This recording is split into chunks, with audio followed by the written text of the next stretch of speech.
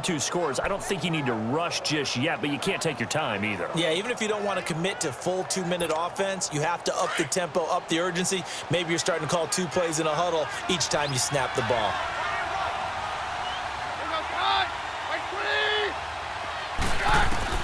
On 1st and 10, here's Keenum.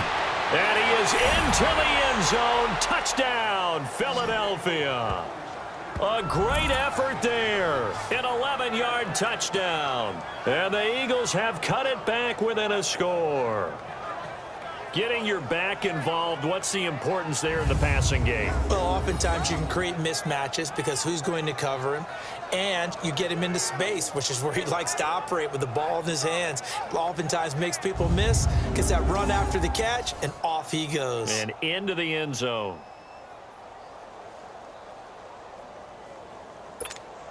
Josh Lambo now for the point after.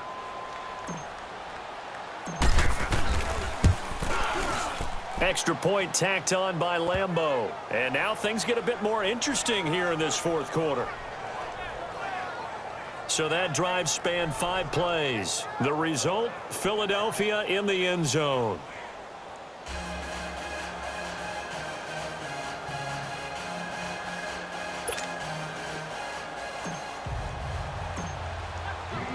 Now the punter who also does the kickoff duties, Locke Edwards, out to kick it away. This is taken about 7 yards deep. And no run back here. This will be a touchback, and it comes out to the 25-yard line. Now the Minnesota offense set to take over again. They're holding on right now to that slim advantage in a 1-score game. And you hear a lot about 2-minute offense and 4-minute offense. Obviously, the 4-minute offense applies here. How do they run that effectively? Yeah, really what the 4-minute offense is you're just trying to grind the clock. So you want consistent gains, steady gains. Doesn't have to be big plays, but it has to be plays that gets first downs and keeps the ball away from your opponent. But certainly throwing the ball is in the mix here. It certainly is. Just make sure that you're careful with it. And again, get those first downs, keep possession of the football.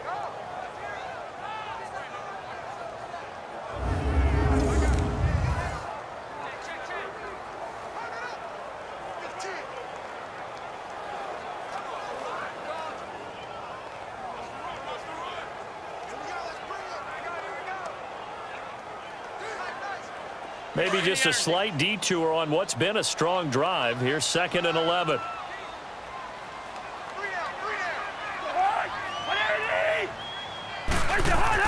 Now a 2nd down throw for Cousins. That one into the hands of Thielen, complete. And he'll be brought down right at the 30 here. The reception good for 7. It's 3rd down. He decided to run a hitch route. It really helps to have a guy who can turn it loose. And, boy, he rifled one in there on that one. Not much run after catch, but it worked really well.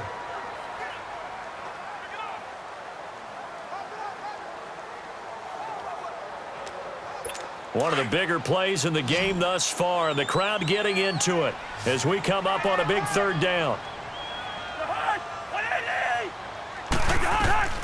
From the gun, here's Cousins. This is caught by Ron. They'll get on the completion.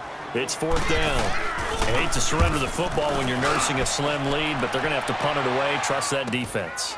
It's the right play at this stage of the game as well. You don't need to press it here because you do have that little bit of a cushion, and you count on your D to make it stand up. Good blocking there. Nearly sprung him. As it is, it'll go as a 19-yard return. And the Eagles will have it, taking over 1st and 10. Now Philadelphia ready to get going on offense again. And last time they were very fortunate, this offense. They went for it on 4, turned it over in their own territory, but the other guys held up. They didn't give up any points. So how about the guy with the #1 headset on the sidelines, the head coach?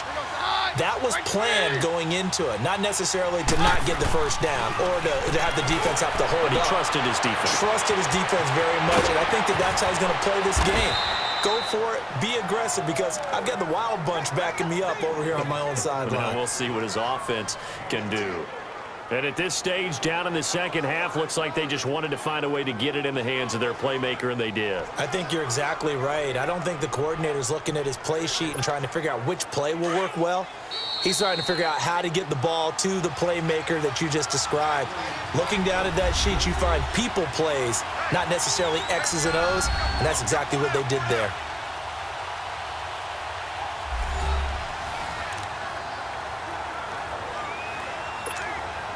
Two big plays in succession. Not sure this D knows what hit him, but now they got to get ready. It's 1st and goal.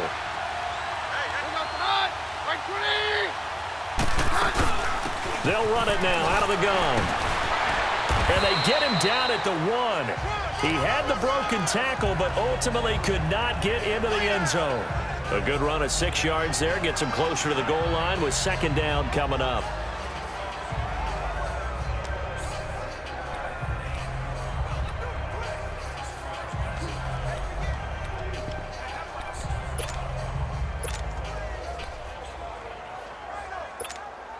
Second and goal from the 1.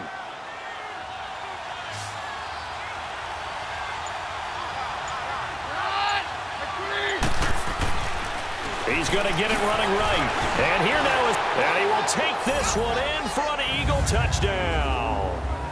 A great play there. His 2nd touchdown of the afternoon. And the Eagles have moved out in front here in the 4th quarter. Wow, I know it's a never-say-never situation, but to me, that looks like that's the one that's going to finish them off. The score that puts them in front here late, but not. You got to rally your kick team, don't you, and say the last thing we need is a big return. And what happens is guys get overeager, get out of their lane because they're so excited they want to make the last tackle. You mess up, could come back at you a long way. Lambo to add on the extra point.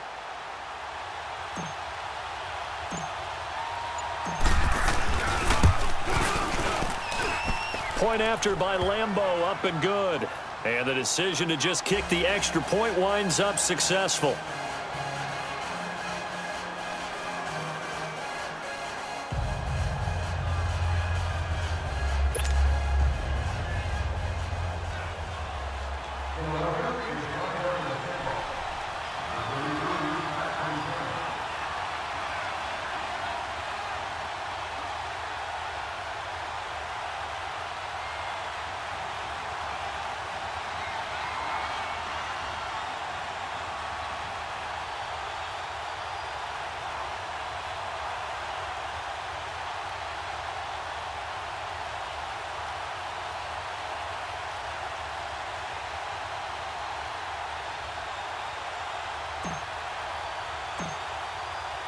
Now the punter who also does the kickoff duties, Locke Edwards, out to kick it away. That's fielded in the end zone. And he'll elect not to return this one, so they'll bring it out to the 25 on the touchback. Here comes Kirk Cousins now to lead his offense back out there. This is something we've seen many times over the course of his career. Can he pull off another 4th quarter comeback? And it's very strange, isn't it? Because when it's a player of this magnitude, even though the guys on defense have the lead and are sitting in the best spot, they're maybe the most nervous people in the stadium because they've seen this happen to too many people before, too many teams. They've got to find a way to shut him down. Here we go again for the grizzled vet. Now a desperation throw deep downfield. So they took a shot on 1st down but couldn't connect. So he's unable to complete it there, and just not the game that you would expect from him. He's been off the mark really start to finish. Yeah, it makes you wonder what exactly is going on. Is he a little bit dinged up here, or is he just off just by a bit? Maybe he can get it back in this situation. He'll need to.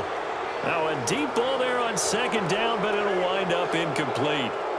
Big play coming up. Here's 3rd and 10. I would expect to see some pressure here. There was the pressure you were talking about, force the incompletion. And it doesn't always have to end in a sack, does it? Sometimes you can make a good play by forcing the incompletion with the pressure. And now look at this. Big gain, but a fumble. And it's picked up by the Eagles. And his guys will set up shop at midfield at the 50-yard line. Well, that simply is a missed opportunity. They're in position. If they take the ball downfield and score, they've got a chance to win the game. Instead, they cough it up. I don't think next week at practice is going to be a whole lot of fun for him. On the other side, no bigger time to force a turnover when you've got that small lead. Yeah, and when you look at it from the offense's perspective, taking care of the ball is so important. I know they're going to have all kind of ball security drills in practice all next week. The Eagles in good position to start out as they come up 1st and 10.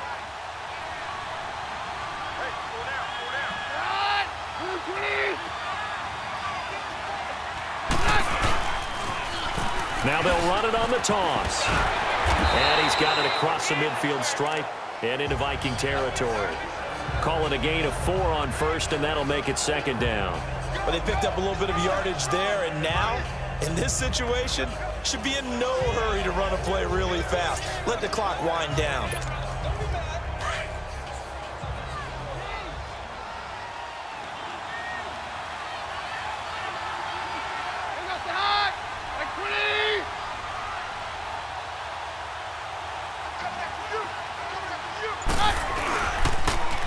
Now they'll run it on the toss.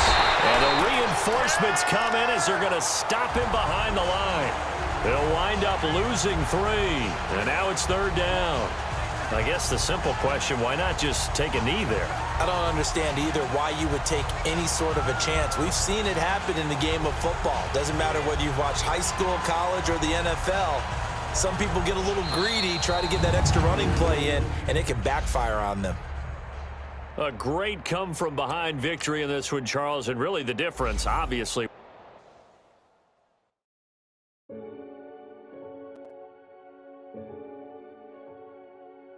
Renegade, renegade, renegade. They call a podcast Poppy. Kinkos, I see they tryna copy. Diamonds in the chains, bust down wrists. And you ain't never seen no like this. What? Tell me something I don't know. What? Tell me something I don't know. What? Tell me something I don't know. Like when it drop, whole game in the chokehold. I be out on a late night, opposite a play fight. See slime break night, this break night. My wristwatch is like a brake light. And you can get it right on your gravesite. So tell me something I don't know. $50 pizza when I'm eating in Soho. I heard that you in love with the stuff in your hate me, they hate me. What should I do? Keep getting money. It's funny, I was just like you. Super Bowl Sunday with the facts. Security guard told Kevin Hart to relax. Oh! Tell me something I don't know. What? Tell me something I don't know. What? Tell me something I don't know. Like when it drop, whole game in the chokehold. Tell me something I don't know. What? Tell me something I don't know. What? Tell me something I don't know. Like when it drop, whole game in the chokehold. I reinvented myself, they sorta hated it. I reinvented myself and upgraded it. Traded in the Jews, copped a couple new ones. Lost a couple friends and got a couple new ones. Upstairs and down. Hello, everybody. It's the coach welcoming you to Madden Ultimate Team. This is the NFL on EA Sports. Up next, we've got what should be a great matchup between the Philadelphia Eagles and the Philadelphia Eagles. With that, let's get down to Hard Rock Stadium in Miami. Standing by for the call, here are Brandon Gaudin and Charles Davis. Brandon Gaudin and Charles Davis with you from our broadcast perch. And Charles, as we get this thing started, what are you going to be keeping your eye on? Special teams. Field position is always a big determiner in a ball game. Who sets their offense up for success the best? That team will win the game.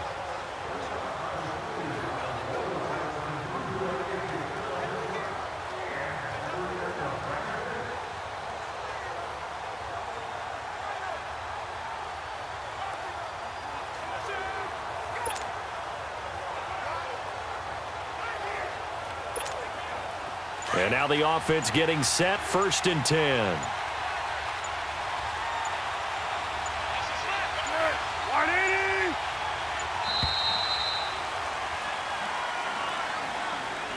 Delay of game, offense. He didn't even try to signal for a timeout, so they must have not been aware of the numbers. Still I first think down. he lost track of the time left in the play clock and probably was trying to read the defense and trying to figure out which play to run and just lost track, and it cost him. The delay of game backs him up 5, 1st and 15.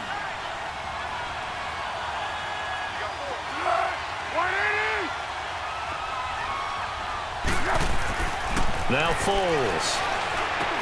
Over the middle, hauled in by Smith-Schuster. Taking it right down broad